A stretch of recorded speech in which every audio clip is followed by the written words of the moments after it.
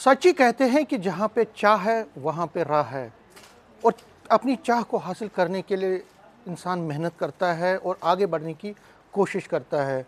अगर हम पिछले दिनों जो रिज़ल्ट्स डिक्लेयर हुए हैं 10th और 12th के पूरे जम्मू कश्मीर में, जम्मू कश्मीर बोर्ड और सीबीएसई में, उसमें जो पास परसेंटेज है वो तो बहुत ही अच्छी रही और ज़ाहिर है सारा क्रेडिट जाता है स्टूडेंट्स को जिन्होंने मेहनत की। लेकिन इस दौर में बहुत सारे ऐसे बच्चे हैं जिन्होंने बहुत अच्छे नंबर हासिल किए, बहुत अच्छे मार्क्स हासिल किए और इस तरह से हम ये कह सकते हैं कि आगे के लिए उन्होंने अपनी ज़िंदगी को एक तरह सिक्योर बनाने की कोशिश की है। मेरे सामने, मेरे पीछे एक्चुअली जितने जो ये बच्चे हैं, ये यहाँ एक इंस्टीट्यूट है शारदा पीठ, यहाँ दुर्गा नगर में जम्मू में, और यहाँ पे जो आप ये बच्चे देख रहे हैं ये मेरिटोरियस स्टूडेंट्स हैं। इन्होंने 10th और 12th के जो अभी रिज़ल्ट्स निकले हैं उसमें शानदार कामयाबी हासिल की है और उनमें से कई बच्चे जो हैं उन्होंने तो पोजीशंस तक हासिल की है। ज़ाहिर तौर पर क्रेडिट इन्हीं बच्चों को जाता है और इनकी मेहनत को जाता है और ख़ासकर इनके पेरेंट्स को भी इसमें क्रेडिट दिया जा सकता है और उनके टीचर जिन्होंने इनको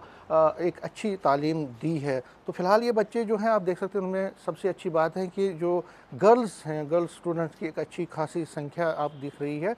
तो ये अपने आप में प्रमाण करती है कि जो गर्ल्स हैं वो अब बॉयज़ के साथ साथ और इनफैक्ट उनसे आगे निकल गई हैं, जो कि एक तरह से हम कह सकते हैं कि सोसाइटी में चेंजिंग रुझान है, एक पॉजिटिव सोच है। इन्हीं बच्चों से बात करेंगे और जानने की कोशिश करेंगे कि आखिर जो उन्होंने ये अच्छे नंबरात हासिल किए हैं, अच्छे मार्क्स हासिल किए हैं, उसका क्रेडिट किसको जाता है और आगे की इनकी लाइफ की दिशा क्या है, ये कहाँ जानना चाहते हैं, क्या सेक्टर चूज़ करना चाहते हैं ताकि देश के लिए भी कुछ करे और सोसाइटी के लिए भी कुछ करे।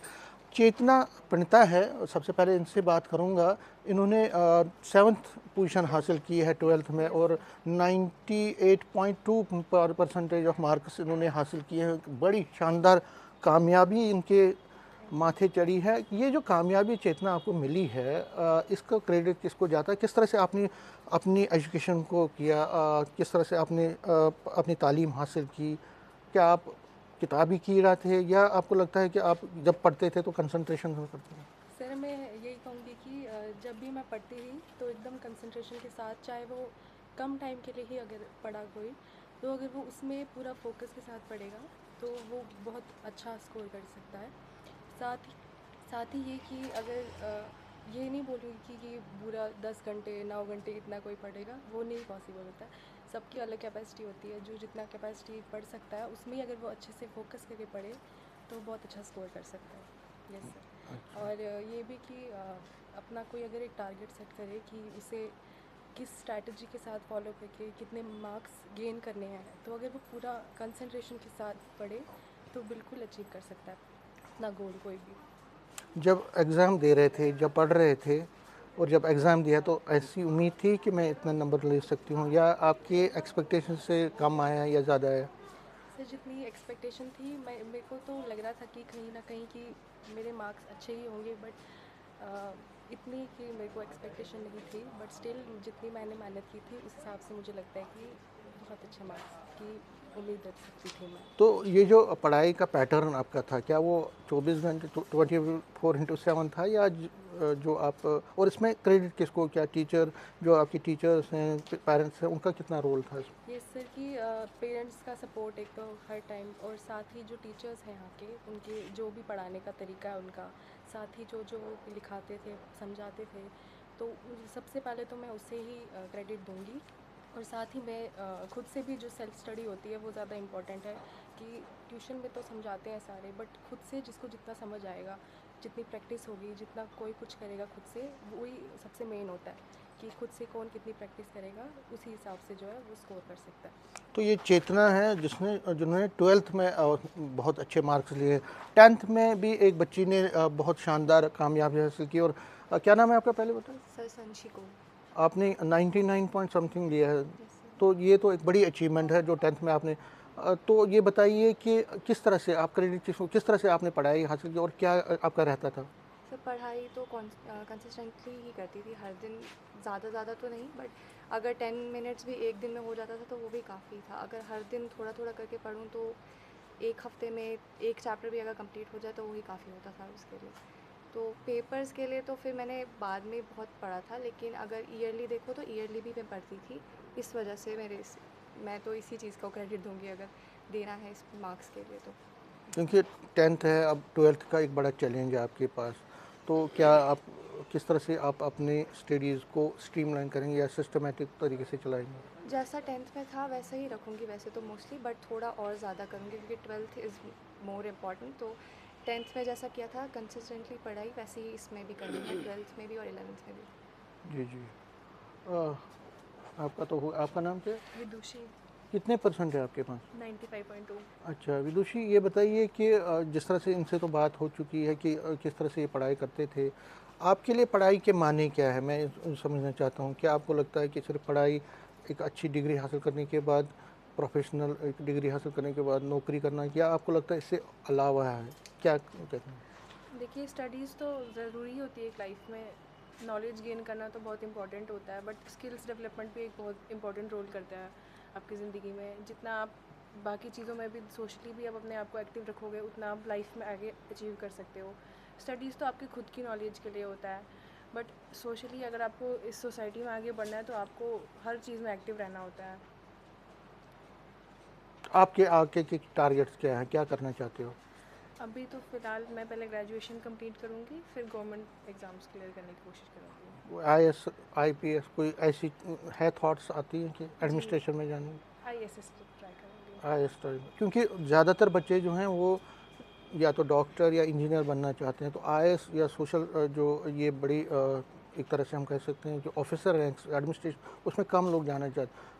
क्या आपको लगता है कि ये ज़रूरी है IAS में जाना, IPS में, ताकि सोसाइटी को भी जी, कंट्रीब्यूट? सोसाइटी के लिए आपको अपने नेशन के लिए काम करना एक सबके लिए एक शौक़ होता है सबका कि मैं जिस नेशन में पैदा हुई हूँ उस नेशन के लिए मैं कुछ करूँ, तो उसके लिए तो सभी कोशिश करते हैं। ठीक है, तो गर्ल्स का तो परचम लहरा है, बॉयज़ ने भी थोड़ा बहुत किया। आपका नाम क्या है? स्पर्श। कितने परसेंट आए आपको? 94.2। 92.5।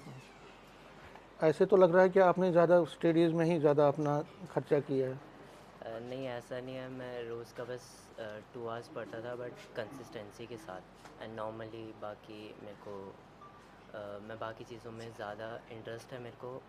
जैसे मैं एडिटिंग करता था, वही है, तो पढ़ाई मेरी इतनी ज़्यादा नहीं थी। एडिटिंग में करते थे? हाँ, और बस यही रोज़ कंसिस्टेंटली पढ़ाई करनी है, और बस यही था। और ये क्रेडिट मैं अपने पेरेंट्स को देना चाहूँगा एंड टीचर्स को भी, जिनने मेरे को सपोर्ट किया बहुत।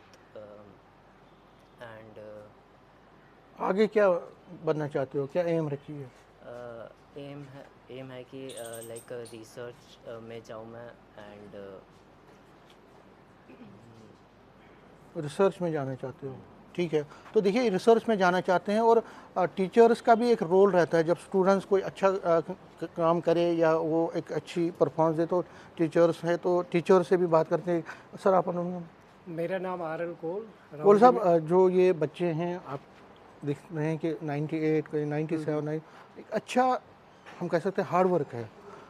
क्या लगता है इन बच्चों को देखकर, आपके मन में क्या लग रहा है? क्योंकि अब जो कंपटीशन लेवल है वो बहुत बढ़ गया है, और इस कम्पिटिटिव जी वर्ल्ड में ये बच्चे इस तरह से अच्छा कर रहे हैं। राहुल जी, पहले मैं आपका बहुत बहुत धन्यवाद करता हूँ न्यूज़ 18 के लिए कि आप यहाँ तक आए, अपना कीमती टाइम निकाला।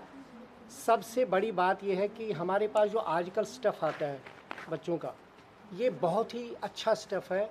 बहुत ही इंटेलिजेंट बच्चे हैं, कैपेबिलिटी वाले बच्चे हैं, लेकिन इनमें जस्ट एक गाइडेंस की ज़रूरत होती है। एक राइट गाइडेंस मिले, टीचर्स अच्छे से इनको गाइड करें तो ये प्रूव करते हैं। ऐसा नहीं है, हमारा यहाँ इंस्टीट्यूट में कोई 19 ईयर्स हो गई इंस्टीट्यूट के यहाँ चलते हुए, तो पुराना रिकॉर्ड भी हमारा यही रहा है कि 90s में ही बच्चे मार्क्स लाते हैं। 90 और मिनिमम यही 80% तक जाते हैं, बाकी तो अच्छा रिज़ल्ट आता है। बच्चों की अलग अलग एक सोच होती है। कुछ बच्चे आईएएस के लिए प्रिपरेशन करते हैं, कुछ बच्चे इंजीनियरिंग या रिसर्च, जैसे एक बच्चे ने बोला रिसर्च के लिए काम करते हैं। तो इनका कम्प्रहेंशन लेवल बहुत अच्छा है आज का। बस एक चीज़ यही है कि अगर टीचर्स मेहनत करें और बच्चों पे थोड़ा ध्यान दें, तो हमारे आज की जनरेशन जो है बहुत अच्छा कर रही है। बहुत अच्छा, और हमारे आज तक के बहुत अच्छे एक्सेलेंट रिकॉर्ड्स रहे भी हैं और आगे भी रहेंगे, हम इनसे यही। ब्रिजमोहन जी है यहाँ पे।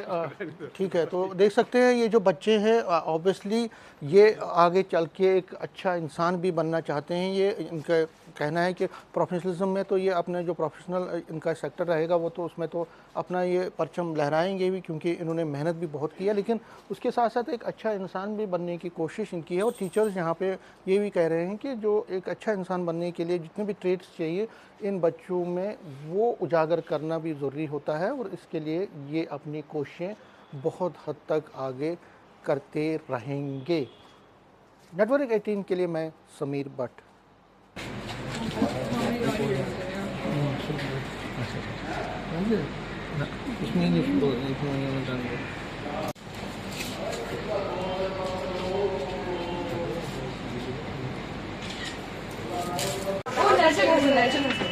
हाँ भाई, एक्टिंग कैसे चल रही है?